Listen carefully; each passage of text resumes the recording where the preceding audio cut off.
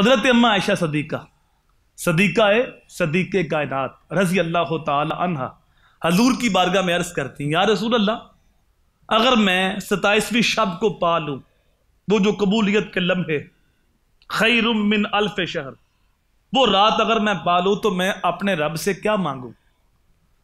तो मेरे हजूर ने फरमाया, आयशा अपने रब से माफ़ी मांगो, दुआ सिखाई, अल्लाहुम्मा इन्नका अफुव्वुन करीमुन तुहिब्बुल अफ़्व फ़अफ़ु अन्नी।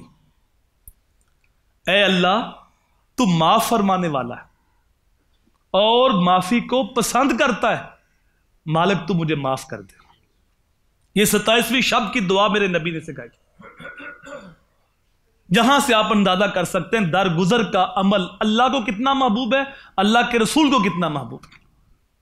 अल्लाहुम्मा इन्नका अफुव्वुन करीमुन तुहिब्बुल अफ़्व फ़अफ़ु अन्नी। ऐ अल्लाह, तू दरगुजर फरमाने वाला है, तू माफ फरमाने वाला है, तू दरगुजर से काम लेने वाला है और दरगुजर को पसंद करता है, माफी को पसंद करता है। ऐ मालिक, बस तू मुझे माफ करता है, तो मुझसे दरगुजर फरमा। तो यहां से मैं और आप समझ सकते हैं कि हमारे दीन में दरगुजर करना, एक दूसरे को माफ करना, बर्दाश्त करना, यह कितना अहम वजीफा है।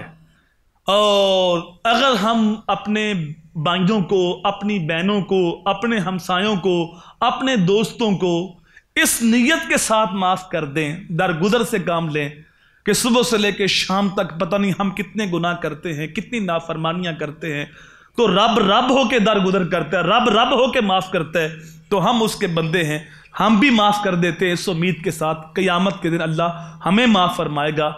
तो यकीनन हुस्ने ज़न की वजह से अल्लाह ताला हमारे ऊपर करम करेगा और हमारे सगीरा कबीरा गुनाह मालिक माफ फरमा देगा।